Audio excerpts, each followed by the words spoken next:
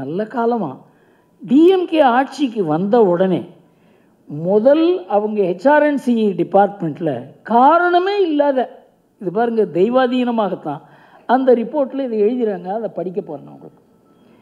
Heads of the must as royal council, இங்கிலீஷில். At the time of enthronement the traditional guru or the preceptor of the king would hand over the ceremonial scepter to the new ruler. பாருங்க, அதில் sceptre தான் போடுறாங்க தமிழ்நாட்டில்.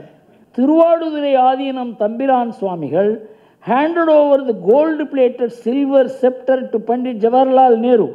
This signified the transfer of power from British Governor General to Lord Mountbatten to the first Prime Minister of India. இது யார் சொல்கிறது?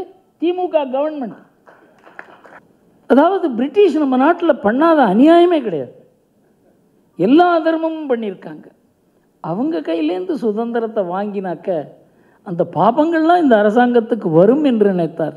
ராஜாக்களுக்கு செங்கோல் வழங்குகிற ஒரு அதிகாரம் நம்ம நாட்டினுடைய தமிழ்நாட்டில் இருக்க ஆதீனங்களுக்கு இருக்கிறது. இந்த செங்கோலை அலகாபாத் நேரு மியூசியத்தில் வைத்திருக்கிறார்கள் என்று தெரிந்தது. பிறகு அந்த ஃபோட்டோ வந்தது, அதை பார்த்தபோது எனக்கு மனசு ரொம்ப கஷ்டமாக இருந்தது. இதை அவருடைய கைத்தடி என்று அதன் பேரில் எழுதப்பட்டு வைத்திருந்தது. துக்ளக் ஆர்டிகிள் எழுதும்போது அதை நான் எழுதவில்லை, ஏனென்றால் இது எழுதினால் இதனுடைய விளைவுகள் என்ன இருக்குங்கிறதுனால அதை நான் மறைத்தேன். ஏனென்றால் இதுக்கு எதிர்ப்பு ஏராளமாக கிளம்பும். அதனால் நேருவாலேயே மறைக்கப்பட்டது, பின்னால் வந்தவர்களால் மறைக்கப்பட்டது. இந்த சரித்திரபூர்வமான இந்த முக்கியமான நிகழ்வு இருக்கக்கூடாது என்கிற எண்ணத்தில் இருப்பவர்கள் தான் நம்ம நாட்டில் அதிகம். ஏதோ ஒரு செங்கோல் அன்றைக்கு கிடைத்தது, அதை கொண்டு வைத்து விட்டோம் என்று இல்லாமல் தமிழ்நாட்டினுடைய அனைத்து ஆதீனங்களும் வர வேண்டும் என்று கூறினார் அவர். இவங்க எல்லாரையும் இணைத்து அழைத்து கொண்டு போவது என்பது விளையாட்டான விஷயம் கிடையாது. Parliament session, budget session open ஆகிறதுக்கு முன்னால் நம்ம பிரசிடெண்ட் போவார். அதுக்கு முன்னால் இந்த தர்ம தண்டம் போகும். இந்த தர்மத்தை ஆதாரித்து தான் இந்த நாடு இருக்கிறது. சட்டத்தினால் அல்ல, இராணுவத்தினால் அல்ல, எந்த நாடாளுமன்றத்தால் அல்ல, அரசியல் கட்சிகளால் அல்ல. அதை உணர்த்துவது தான் செங்கோல். அதில் முதல்ல இதை செப்டர் என்று கூறிக்கொண்டிருந்தோம். நம்ம எப்போவுமே இந்த இங்கிலீஷில் படித்து அதே மாதிரியே பேசி இது சர்ச்சில் தான் செப்டர்னு பேர். இதுக்கு சம்பந்தமே கிடையாது. இந்த செங்கோல் இவ்வளவு பெரிய ஒரு பிரம்மாண்டமான ஒரு அதனுடைய புராதனம், பாரம்பரியம் எல்லாம் மறைந்திருந்தது. அதை வெளிக்கொண்டு வருவதற்கு எல்லாமே ஒரு சீரீஸ் ஆஃப் ஆக்சிடென்ட்ஸ் என்று சொல்ல வேண்டும்.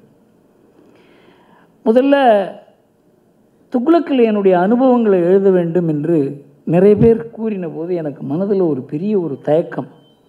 இதில் ஏதோ என்னை பற்றி எழுத வேண்டி வந்துவிடுமே, ஏனென்றால் என்னுடைய அனுபவங்களை எழுத வேண்டுமென்றால் என்னை அதிலிருந்து ஒதுக்கி கொண்டு எழுத முடியாது. அதை எழுதும்போது அது தான் என்கிறது வந்துவிடுமே என்கிறத ரொம்ப நாள் யோசித்தேன். 2-3 ஆண்டுகள் நான் யோசித்த பிறகு துக்ளக் ஆஃபீஸில் எல்லாரும் சொன்னாங்க, சொன்ன மாதிரி உங்களை நாடு முழுவதும் தெரியும், தமிழ்நாட்டில் யாருக்கும் தெரியாது. அதனால் உங்களுடைய அனுபவங்களை நீங்கள் எழுதினால்தான் துக்ளக் ஆசிரியருக்கும் ஏதோ ஒரு உயர்ந்த அனுபவங்கள் இருக்கிறது என்பது துக்ளக் வாசகர்களுக்கு மாத்திரமல்லாமல் துக்ளக் வளர வேண்டும் என்ற நோக்கத்திலும் நீங்கள் இதை செய்ய வேண்டும் என்று கூறினார்கள். அதனால் இது எப்படி எழுதுவது என்று எனக்கு தெரியவில்லை. என்னுடைய வாழ்க்கையில் எல்லாமே காஞ்சி மகாசுவாமி தான். அவரை எடுத்து விட்டு பார்த்தால் நான் ஒரு தூசு தான். அதனால் என்னுடைய அனுபவங்களுக்கு அவர் தந்த அனுபவங்கள் என்று எழுத ஆரம்பித்தேன். காஞ்சி மகாசுவாமிக்கும் எனக்கு இருக்க தொடர்பின் மூலமாகத்தான் இந்த செங்கோல் நிகழ்வை அவர் ஒருவருக்கு விளக்குவதை நான் படித்தேன். அவர் ஒரு டாக்டர். அவருடன் பெரியவர் பேசுகிறார். பேசும்பொழுது ஒரு நாள் என்னைக்கு நமக்கு சுதந்திர தினம் அப்படின்னு கேட்குறார். அன்றைக்கி தான் சுதந்திர தினம், 1978 சுதந்திர தினத்தன்றைக்கு இந்த சம்பாஷணை நடக்கிறது. அதில் ரொம்ப நல்லாயிருக்கும். அதாவது இந்த புக்கில் போட்டிருக்காங்க, இதை படிக்கணும் நீங்கள் எல்லோருமே.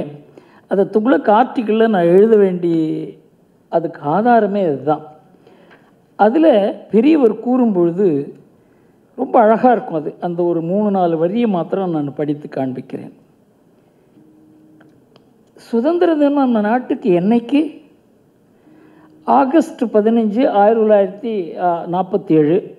அந்த சமயம் 1978 சுதந்திர தின விழா அன்றைக்கு பெரியவர் கேட்கிறார். அதை இந்தியாவுக்கு சுராஜ்யம் சுதந்திரம் கொடுக்கறதுக்கு அப்படின்னு பிரிட்டிஷ்காரா தீர்மானம் பண்ணினா, அப்பொழுது Mountbatten governor general viceroy, Rajaji தான் முதல் கவர்னர் ஜெனரலாக இருந்தார்.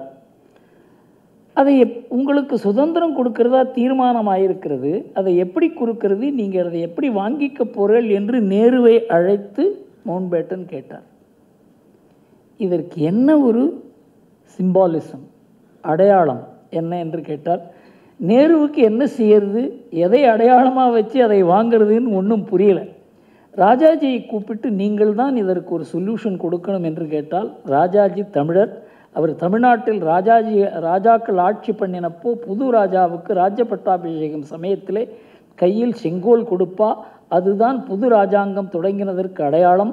நாம் பிரிட்டிஷ்காரன் கையில் இருந்து ராஜாங்கத்தை வாங்குகிறதை விட நம்ம தமிழ்நாட்டில் இருக்கிற குருவோட கையால் செங்கோலை வாங்கினால் நல்லது என்று தீர்மானித்தார் ராஜாஜி. ரொம்ப முக்கியம். அதாவது பிரிட்டிஷ் நம்ம நாட்டில் பண்ணாத அநியாயமே கிடையாது, எல்லா தர்மமும் பண்ணியிருக்காங்க.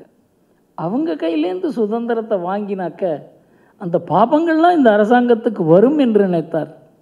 ஆனால் இதில் ஒரு லிங்க் மிஸ்ஸிங். ராஜாஜி பெரியவரை தான் கேட்டார், ஆனால் பெரியவர் அதை சொல்லலை. அப்போ பெரியவர் சொன்னார், இந்த பாரம்பரியம் காஞ்சி மடத்துக்கோ எந்த சங்கராச்சாரியாருக்கோ கிடையாது, ராஜகுருகளுக்கு தான் இந்த அதிகாரம் உண்டு, இந்த செங்கோல் வழங்குகிற அதிகாரம் எங்களுக்கு கிடையாது. அந்த பாரம்பரியம் நாடு முழுவதும் ராஜகுருக்கள் இருந்தபோது இருந்தது, ராஜாக்கள் அழிந்த போது அது அழிந்து விட்டது. சத்ரபதி சிவாஜி ராஜ்யபாலத்துக்கு அரியணையில் அமரும் பொழுது யார் அவருக்கு ராஜ்ய பட்டாபிஷேகம் செய்து வைப்பது என்பதில் ஒரு பெரிய குழப்பம் ஏற்பட்டது. அதனால் அந்த மாதிரி குழப்பம் இல்லாத ஒரு பாரம்பரியம் தமிழ்நாட்டில் இருக்குது. ராஜாக்களுக்கு செங்கோல் வழங்குகிற ஒரு அதிகாரம் நம்ம நாட்டினுடைய தமிழ்நாட்டில் இருக்க ஆதீனங்களுக்கு இருக்கிறது. அதனால் நீங்கள் ஏதாவது ஒரு ஆதீனத்தை தொடர்பு கொண்டு இதை செய்யுங்கள் என்று கூறிய பிறகு திருவாடுதுறை ஆதீனத்தின் மூலமாக இது நடந்தது. இதை நான் துக்ளக்கில் எழுதினேன். அனுபவங்களாக, அதாவது பெரியவரோடு ஏற்பட்ட அனுபவங்களாக இதை நான் எழுதினேன். அந்த சமயத்தில் இதுக்கு ஒரு பெரிய மகத்துவம் ஏற்பட போகிறது என்று எனக்கு தெரியாது.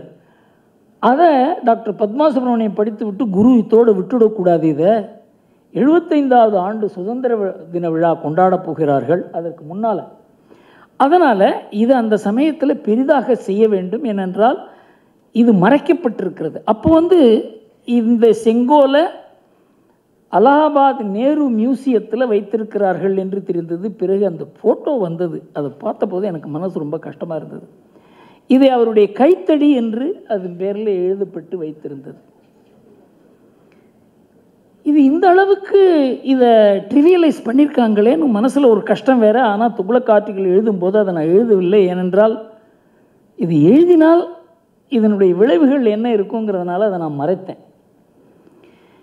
இதை நான் பத்மா சுப்ரமணியம் மெயில் அனுப்பிட்டாங்க. இன்ஃபேக்ட் அவங்க எழுதின லெட்டரை என் மெயில் மூலமாக தான் நான் பிரைம் மினிஸ்டருக்கு அனுப்பிச்சேன். பிரைம் மினிஸ்டர் என்னை அழைத்து இது என்னன்னு கேட்டபோது நான் இதை சொன்னேன். அவரும் இந்த கைத்தடின்னு எழுதி வைத்திருக்கிறதுனால வேறு கவர்மெண்ட்டில் எந்த ரெக்கார்டுமே இல்லை, இது பற்றி ஒரு ஃபோட்டோ கூட கிடையாது. இதை எப்படி இந்த மாதிரி ஒரு புனிதமான ஒரு நிகழ்வு நடந்தது, இதை இந்த சமயத்தில் வெளிக்கொண்டு வர வேண்டும் என்றால் இதற்கு முழு ஆதாரம் தேவை. ஏனென்றால் இதுக்கு எதிர்ப்பு ஏராளமாக கிளம்பும். அதனால் நேருவாலேயே மறைக்கப்பட்டது, பின்னால் வந்தவர்களால் மறைக்கப்பட்டது. இந்த சரித்திரபூர்வமான இந்த முக்கியமான நிகழ்வு இருக்கக்கூடாது என்கிற எண்ணத்தில் இருப்பவர்கள் தான் நம்ம நாட்டில் அதிகம். அதனால் அதை வெளியில் கொண்டு வர வேண்டும் என்றால் குரு இதுக்காக நீ நிறைய வேலை பண்ணணும்னு சொல்லி அன்னிலேருந்து ஒர்க் பண்ண ஆரம்பித்தோம். பெரிய ரிசர்ச், ஒரு 6 மாதம் ரிசர்ச் பண்ணோம். இதில் நமக்கு என்னென்ன தடயங்கள் வேண்டுமோ, ஆதாரங்கள் வேண்டுமோ எல்லாமே கிடைச்சது. அந்த சமயத்தில் டைம் மேகசினில் இதை பற்றி எழுதியிருந்தாங்க. அதை நான் உங்களுக்கு படித்து காமிக்கிறேன். இப்போ டைம் மேகசினில் அதை நான் அப்புறம் படிக்கிறேன், அது ஒரு லாங் இது. எப்படி நம்ம ஆதீனம் இதை கொண்டு கொடுக்குறாங்க, அதுக்கு முன்னால் நாதஸ்வரம் வாதித்து கொண்டு போகிறார்கள், இதை கையில் கொடுத்து அவர் ஆசீர்வாதம் செய்கிறார் நேருவுக்கு அப்படிங்கிறத டைம் மேகசினில் 24 ஆகஸ்ட் 1947 எழுதியிருந்தார்கள். இது மாதிரி டிஎஃப் கராக்கா, இது மாதிரி ஏராளமாக கிட்டத்தட்ட 10-12 கண்டெம்பரேனியஸ் எவிடன்ஸ் கிடைச்சது நமக்கு.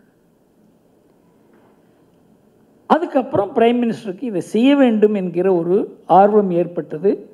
ஆனால் இதை எப்படி செய்தால் இதற்கு அந்த பழைய மகத்துவம் கிடைக்கும், இது ஏதோ ஒரு சிம்பாலிசமாக இருக்கக்கூடாது, இது இந்த நாட்டினுடைய மக்களுடைய மனதை ஈர்க்கிறதாக மாத்திரம் இருக்கக்கூடாது, நம்ம சரித்திரத்தை அவங்க கண்முன்னால் கொண்டு வரக்கூடிய ஒரு நிகழ்வாக இருக்க வேண்டும் என்பதற்காக ஏதோ ஒரு செங்கோல் அன்றைக்கு கிடைத்தது அதை கொண்டு வைத்து விட்டோம் என்று இல்லாமல் தமிழ்நாட்டினுடைய அனைத்து ஆதீனங்களும் வர வேண்டும் என்று கூறினார் அவர்.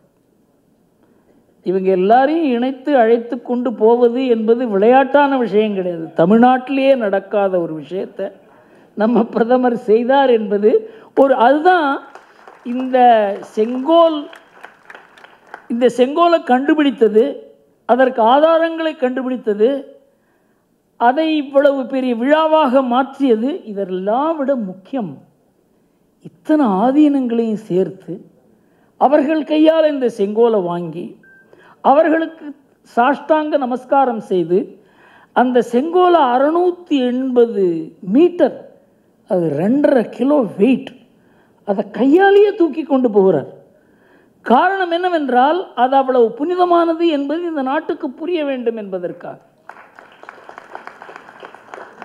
அதை எப்படி வைத்தார் என்றால், இந்த நாடாளுமன்றம் புதிய கட்டடம் திறப்புக்கு நாடாளுமன்றத்துக்கு ஆதாரமான சுதந்திரம் கிடைத்ததற்கு அடையாளமான இதை அந்த சமயத்தில் அதை அங்கே அமைத்து கொடுக்க வேணும் என்கிற ஒரு திட்டத்தோட இந்த நாடு பூரா கிட்டத்தட்ட 20 கோடி மக்கள் அந்த காட்சியை பார்க்குறாங்க.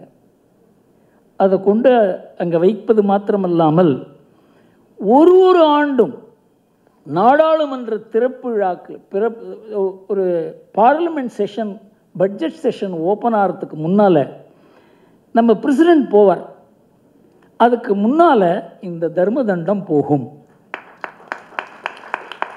அதாவது இது ஏதோ ஒரு மூலையில் வைப்பது மாத்திரமல்ல, இது உயிர்ப்பான விஷயம். இந்த அளவுக்கு ஒரு பிரம்மாண்டமான கற்பனையோட இந்த ஒரு மறைக்கப்பட்ட ஒரு புனிதமான விழா, புனிதமான ஒரு அடையாளம், தமிழ்நாட்டுக்கு பெருமை சேர்க்கக்கூடியது. இந்த நாட்டினுடைய சுதந்திரத்துக்கு ஒரு தார்மீக அடிப்படை இருக்கிறது. இது ஏதோ ஒரு கையெழுத்து போட்டு ஒரு கடிதம் கொடுப்பதால் இந்த சுதந்திரம் மாறவில்லை. தர்மோ ரக்ஷதி ரக்ஷிதா, நம்ம கான்ஸ்டிடியூஷனில் எதோ தர்மஸ்ததோ ஜெயஹா என்று இருக்கிறது. அதாவது தர்மத்தை ஆதாரித்து தான் இந்த நாடே இருக்கிறது. இந்த நாட்டினுடைய ஆதாரமே தர்மந்தான் அப்படிங்கிறத இப்போ அரசியல் மறைக்கலாம், பத்திரிகைகள் மறைக்கலாம், அறிவுஜீவிகள் மறைக்கலாம், எல்லோருமே மறைக்கலாம். ஆனால் இது மறைக்க முடியாத உண்மை என்பதற்கு ஒரே ஒரு ஆதாரம், இந்த நாட்டில் இருக்க பெரியோர்கள், வயதானவர்கள், குடும்ப அமைப்பு இல்லைன்னா இந்த நாடே நடக்காது. பெரியோர்களை பாதுகாக்கிற தர்ம முறை இருக்கிறத, அதன் மூலமாகத்தான் இந்த நாட்டில் 60 கோடி மக்கள் பராமரிக்கப்படுகிறார்கள்.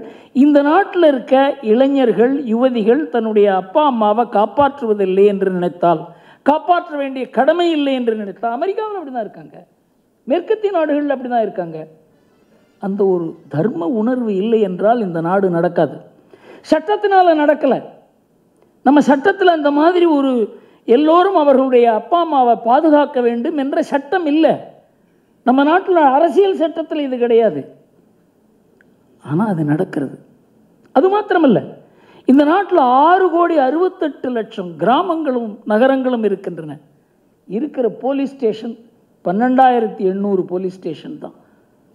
ஆனால் இந்த நாட்டில் தான் குற்றங்கள் குறைவு. இது யுனைடெட் நேஷன் ஸ்டாட்டிஸ்டிக்ஸில் கூறுகிறார்கள். காரணம் என்னவென்றால் பெரியோர்களுக்கு மரியாதை, பெண்களுக்கு மரியாதை, அக்கம்பக்கத்துக்கு பயம், சமுதாயம் என்றால் அதற்கு ஒரு மரியாதை, இதெல்லாம் தான் தர்மம். இந்த தர்மத்தை ஆதாரித்து தான் இந்த நாடு இருக்கிறது. சட்டத்தினால் அல்ல, இராணுவத்தினால் அல்ல, எந்த நாடாளுமன்றத்தால் அல்ல, அரசியல் கட்சிகளால் அல்ல. அதை உணர்த்துவது தான் செங்கோல். அந்த ஒரு விழாவில் ஒரு அணில் போல எனக்கு ஒரு போஸ்ட் ஆஃபீஸ் வேலை தான் இருந்தது. ஆனால் அதில் 2 3 முக்கியமானவர்களை பற்றி கூற வேண்டும். ஒன்று, இந்த மாதிரி விஷயத்தை சாதாரணமாக ஒரு பார்வையில் பார்க்க முடியாது, பன்முகமாக பார்க்க வேண்டும் என்பதை நான் அதில் புரிந்து கொண்டேன். இதில் இந்த செங்கோலை பண்ண உம்மிடி அவங்க வீட்டில் போய் அந்த தாத்தா இருந்தார், பண்ணவரே இருந்தார். அவரை செங்கோல் ராஜாஜி பண்ண சொன்னாருங்கிறத அவர் கூறினார். ஆனால் அவருக்கு அந்த அளவுக்கு மெமரி இருந்தது. அவர் மோடி சொன்னார், அவர் வர வேண்டும், இங்கே ஆதீனங்கள் வர வேண்டும், அவர் வர வேண்டும். அது ரொம்ப முக்கியம். இங்கே ஆர்கே சுவாமி, இங்கே நம்ம சுந்தர் வந்திருக்கார், அவங்கள தான் கன்சல்டண்ட்டாக என்கேஜ் பண்ணோம் இதுக்கு. ஏனென்றால் நம்ம கலாச்சாரம் தெரிந்தவர்கள் தான் இதை புரிந்து கொள்ள முடியும். அதில் முதல்ல இதை செப்டர் என்று கூறிக்கொண்டிருந்தோம். நம்ம எப்போவுமே இந்த இங்கிலீஷில் படித்து அதே மாதிரியே பேசி இது சர்ச்சில் தான் செப்டர்னு பேர். இதுக்கு சம்மந்தமே கிடையாது. என்னுடைய முதல் கரஸ்பாண்டன்ஸில் இந்த செப்டர்னு தான் எழுதிட்டு இருந்தேன் நான். அதில் ஆர்கே சுவாமியில் சொன்னாங்க, இந்த செப்டருங்கிற வார்த்தையெல்லாம் விடுங்க, இது ஒரிஜினல் நேம் செங்கோல், அதைத்தான் நாம் கூற வேண்டும். இது ஒரு பிரம்மாண்டமான மாற்றம். இதை நான் யோஜனை பண்ணியே பார்க்கல. இன்றைக்கு செங்கோல் என்பது தமிழ்நாட்டில் மாத்திரமல்லாமல் நாட்டளவில் பரவி, செங்கோல் என்றால் அதற்கு என்ன அர்த்தம் என்பது எல்லோருக்கும் புரிந்ததற்கு காரணமே ஆர்கே சுவாமி தான். அவங்க வந்தது எனக்கு ரொம்ப சந்தோஷம். அடுத்தது எல்லாம் இது ஒருத்தரும் எவிடன்ஸ் என்ன, இது அதாவது யார் இதை எதிர்ப்பார்களோ அவர்களை எதிர்க்காமல் இருப்பதற்கு என்ன செய்ய வேண்டும் என்பது தான் எங்கள் நோக்கமே. இந்த ஆதாரங்கள் தேடும் பொழுது அவங்க வாயை அடைக்கணும் அப்படிங்கிறதுக்காக. நல்ல காலமாக டிஎம்கே ஆட்சிக்கு வந்த உடனே முதல் அவங்க ஹெச்ஆர்என்சி டிபார்ட்மெண்ட்டில் காரணமே இல்லாத, இது பாருங்கள் தெய்வாதீனமாகத்தான் அந்த ரிப்போர்ட்டில் இதை எழுதுகிறாங்க. அதை படிக்க போகிறேன் உங்களுக்கு. Heads of the must as royal council, Englishல. At the time of enthronement, the traditional guru or the preceptor of the king would hand over the ceremonial scepter to the new ruler. பாருங்க, அதில் scepter தான் போடுறாங்க தமிழ்நாட்டில். Following this tradition, when the Oduvars completed the singing of the last line of the 11th stanza from கோளறுபதிகம், Thevaram, அரசார்கள் அடியார்கள் வானில் அரசாழ்வர் ஆணை நமதே, திருவாடுதுறை ஆதீனம் தம்பிரான் சுவாமிகள் handed over the gold-plated silver scepter to Pandit Jawaharlal Nehru. This signified the transfer of power from British Governor General to Lord Mountbatten to the first Prime Minister of India. இது யார் சொல்றது? திமுக government. இதற்கு காரணம் Tughlaq article. ஏன் சொல்கிறேன்னா இதெல்லாம் accidents. இதனால் திமுக இதை எதிர்க்க முடியல. இல்லைன்னா அவங்க தான் முதல்ல எதிர்த்திருப்பாங்க. இதெல்லாம் கற்பனை, இது மாதிரி நடக்கவே இல்லை. இது ஏன் கூறுகிறேன் என்றால், நம்ம நாடு ஒரு பெரிய அளவுக்கு எழுச்சி பெற்று கொண்டிருக்கிறது. கலாச்சார அளவில், பொருளாதார அளவில், உலக அளவில். இது நாம் பெற்ற சுதந்திரம் வெள்ளைக்காரர்கள் கொடுத்து சட்டபூர்வமான மாறின சுதந்திர மாற்றம் அல்ல. இதற்கு ஒரு தார்மீக அடிப்படை இருக்கிறது என்பதற்கு ஒரு அடையாளமான ஒரு நிகழ்வை, மறைக்கப்பட்ட ஒரு நிகழ்வை, அடையாளம் அழிக்கப்பட்ட அந்த செங்கோலை திருப்ப கொண்டு வந்து இந்த அளவுக்கு ஒரு பிரம்மாண்டமான ஒரு அடையாளமாக மாற்றி நமக்கு எல்லோருக்கும் பெருமை சேர்த்த பிரதமருக்கு நாம் நன்றி கூறி, இந்த விழாவை ஆண்டுக்காண்டு நடத்த முடிவு செய்திருக்கு. இது இன்னும் பெரிதாக செய்ய வேண்டும், இதற்கு பிரதமரையே வரவழைக்க வேண்டும் என்று கூறி விடைபெறுகிறேன். வணக்கம்.